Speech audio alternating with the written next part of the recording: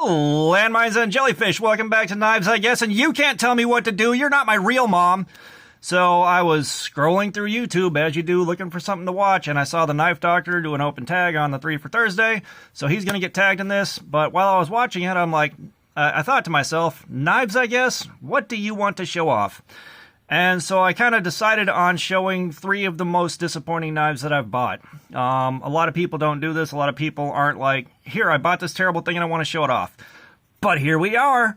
So the first thing I'm going to show you is this Ifengro that I picked up quite a while ago. And I got this because I like the size and I like this colorway a lot. Like, and, you know, y'all have seen it. I like stuff that's colorful and pops. You know, I don't always have to have something that's all serious, you know, wood, brass, you know, black FRN or black G10. So I got this thing and it wasn't that expensive, but the biggest problem it has, not a single one of these edges has been broken down. Not a single one of these edges. This right here is sharp as hell. This thumb hole's sharp as hell. This is sharp as hell. So if you do a flick on it from the thumb hole and you don't get it just right, it starts tearing skin off your thumb or the finger that you use to flick on this. And that is a shame. I like the colors. I like the size. This thing is heavy, and sometimes I do want to carry a heavy knife. It's just more satisfying to hold and fidget with. And just, I'm so disappointed. But it's from a company, it's from Ifengro. So it's going to be one of those, you know, budget companies from China that just doesn't care what they send out as long as it's out the door. And this is just one of those examples. So, you know, I'm disappointed, but I also kind of knew there might be some problems going into it when I bought it. Like, there's always that second thought when you're buying cheap knives from like Ifengro or somewhere. This might have problems. This did have problems, and I probably should have sent it back when I got it. But here we are. And this thing also dug in quite a bit because this is another really sharp corner. This is a sharp corner. And it created some small hot spots that were just severely uncomfortable over the course of the whole day. But this one just sits in a drawer, doesn't do a thing. The next one we're going to look at, and this is a bit more bitter of a disappointment, is the Buck Knives Decatur.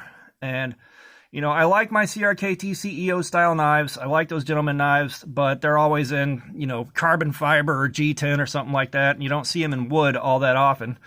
So, like, I saw this, it's Buck Knives, it's a Decatur, it's wood, you know, everything about it looks really nice.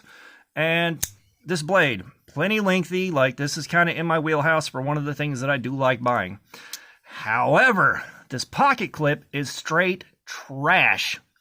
It takes next to no pressure this way to bend this thing completely out of shape. I think you can see right here where this thing is bent a little funny because 3 times now I've had to take this off, squish this down with pliers, and put it back on. 3 times. That is 3 times too many from a company like Buck Knives. They can do better, and they do better. They just decided, nah, you don't get to be happy with this one. And the other thing is the corners on the wood aren't broken down all that well, so this does hot spot a good bit when I'm carrying it, which is very unfortunate because I like the look, I like the wood scales, I like the action, I believe it's on ball bearings. Like, everything about it's good, except the wood's not finished, and this pocket clip is pure garbage. I may look on Amazon and start buying, you know, bags of pocket clips and trying to replace some of these things and make them better. And maybe with the better pocket clip, it'll stay put and not hot spot so much. But I am disappointed by this one. And the third one is a very bitter disappointment. This thing, I like everything about this except for this pocket clip. This pocket clip right here makes it nearly impossible to carry. It takes an ungodly amount of effort to jam it in the waistband, and the way this is stamped, there's a little spot down here that hangs up on cloth, so you are tearing stuff off almost to get it out of your pocket, out of your waistband, and it is incredibly frustrating because otherwise I love this knife. You got your flipper tab, you got your axis lock, and if you get your timing just right, it's very satisfying to flip open and closed. A lot of guys don't like this because when you don't get the timing right, you bounce off of a soft stop that doesn't match the timing of almost every other axis lock out there. But when you get it right, there is a dopamine hit that is just fantastic. It is so satisfying. And of course, you can't buy an aftermarket pocket clip because this one's shaped all funky. Now, I reached out to SOG and I paid for shipping on XR LTE pocket clips. And those fix this problem. However, I made that call in March, and they put me on the list because they were on back order. They said it'll be about 6 to 8 weeks. So July rolls around, August rolls around, then I call them back in September and explain what's happening, and they said, yeah, we'll send you the LTE pocket clips. They sent this same pocket clip again. So I've given up on this. Like, they kind of jacked me around pretty hard, and I'm not buying a whole new XR LTE to get the pocket clip they put on this to fix this problem.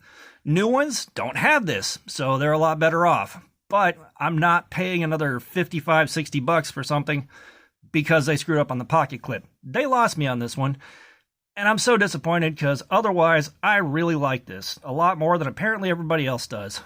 But that's 3 of the knives that I'm really disappointed by. Hopefully some of you guys can also do a similar video. I like seeing what other people regret buying. It's an interesting contrast to everyone showing off all their nice fancy knives and the ones that they really like, because we do have that. We all have knives we bought and we're just like, this is bad. So I'm going to tag the Knife Doctor in this because that's where I saw the 3 for Thursday video. Thank you so much for watching, and I will plug this hub again because we're trying to get to 1,000 and we're making progress. Thank you so much for the new subscribers. Thank you to the guys that are commenting. Y'all make this much more enjoyable for me. There's a bit of a conversation, and I'm trying to build an active community. And you guys, thank you so much. Y'all have a nice day.